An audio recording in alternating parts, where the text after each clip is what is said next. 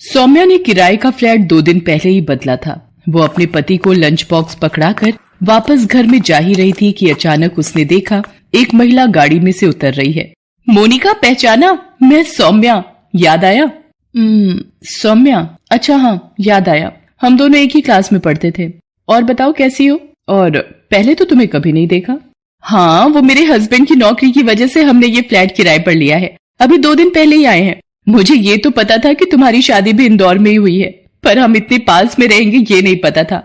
अच्छा, तुझे वो स्वीटी याद है जो हमारे समोसे खा जाती? अच्छा चलो मिलते हैं फिर। वो मुझे एसी में रहने की आदत है तो सड़क पर इतनी देर खड़ी नहीं होती। चल ठीक है, फिर आराम से बात करेंगे। मोनिका और सौम्या स्कूल में साथ पढ़ती थी, पर मोनिका को अपनी अमीरी का शुरू से ही घमंड रहा और अब तो उसकी ससुराल भी पैसे वाली थी। एक दिन, जी मुझे मोनिका से मिलना है। आप यहाँ ड्राइंग रूम में बैठिए, मैं अभी मेम साहब को कहकर आता हूँ। नौकर सौम्या को ड्राइंग रूम में बैठाकर मोनिका को बुलाने चला जाता है। कुछ देर बाद मोनिका अपने कमरे में से बाहर आती है। सोहन, इनके लिए कुछ जूस या चाय वगैरह दो।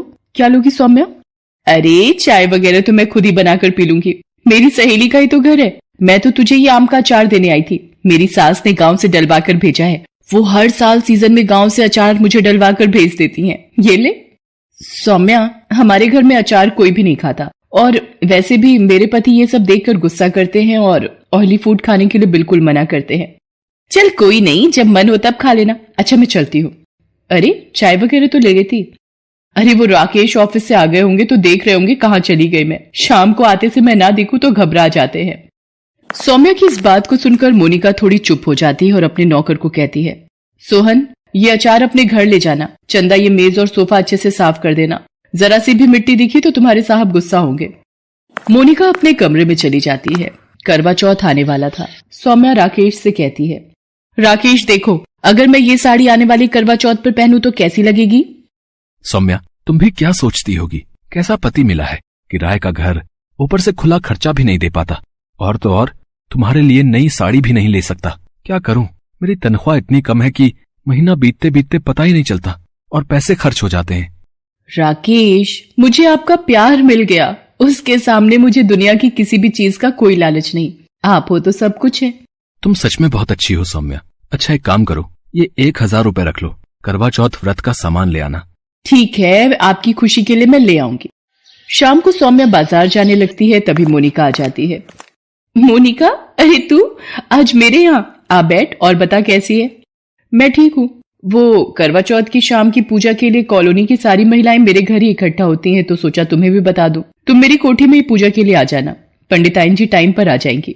अच्छा, ये तो बहुत अच्छी बात है। सब मिलकर पूजा करेंगे, फिर एक साथ बातें करेंगे तो अलग ही मजा आएगा। अच्छा तू बैठ, मैंने राजमा चावल बनाए हैं, मेरे हाथ के खाकर जाना। नहीं, मैं डाइट प्लान से ही चलती हूँ। अभी मुझे घर जाकर एक्सरसाइज भी करनी है, मेरी ट्रेनर आ गई होगी। सौम्या चुप हो जाती है। कुछ दिन बाद करवा चौथ का व्रत आता है और कॉलोनी की सारी औरतें तैयार होकर मोनिका के घर पहुंचती हैं। कुछ देर बाद सौम्या भी पहुंच जाती है। मोनिका जी, आपकी साड़ी तो हर बार की तरह इस बार भी सबसे अलग और सुंदर है।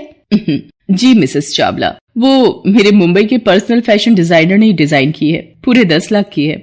वैसे सच में मोनिका जी, करवा चौथ मनाने का असली मजा तो आपकी कोठी पर ही आता है। मोनिका, तू तो सच में बहुत सुंदर लग रही है, और तेरी डिजाइनर मेहंदी भी।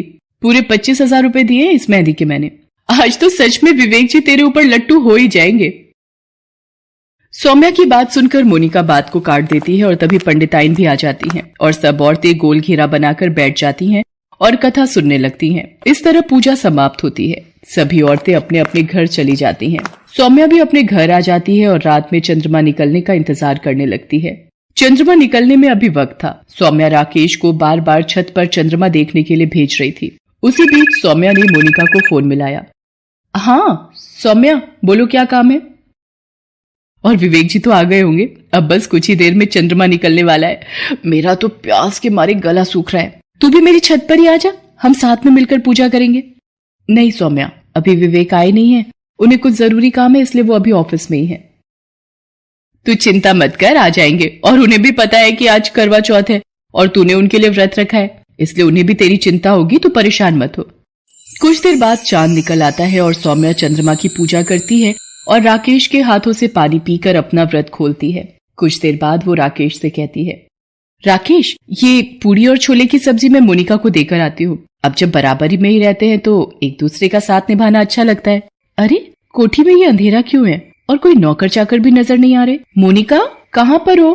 कहीं बाहर तो नहीं गए हैं? पर गेट तो खुला हुआ है। मोनिका, अरे ये तो बेहोश है।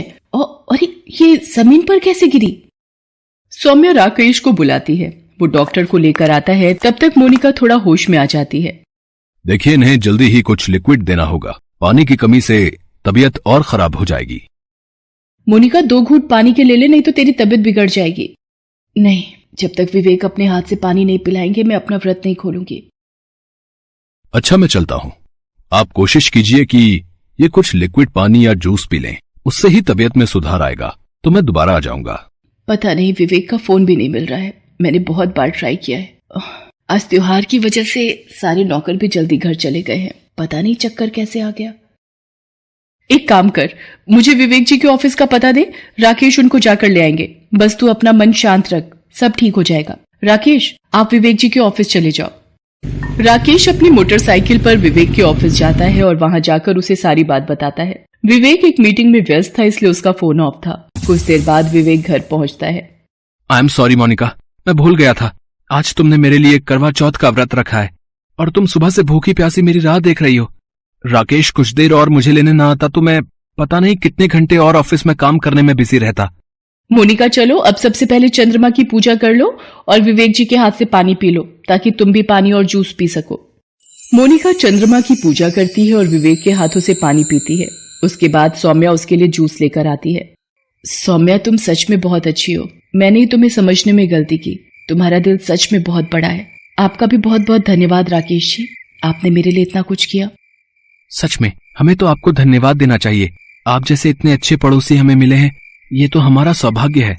विवेक, सौम्या मेरे बचपन की सहेली है। हम दोनों साथ में ही स्कूल में पढ़ते थे, पर ना जाने अमीरी ने मेरी आंखों पर कैसी अंधी पट्टी बांध रखी थी जो आज मैंने खोल दी है।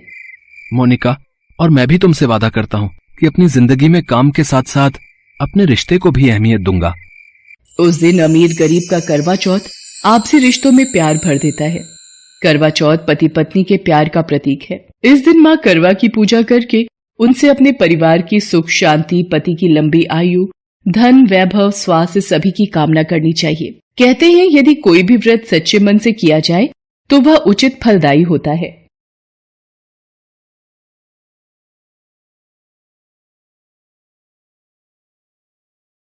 Best buddies. Hello friends. Thanks for watching this video.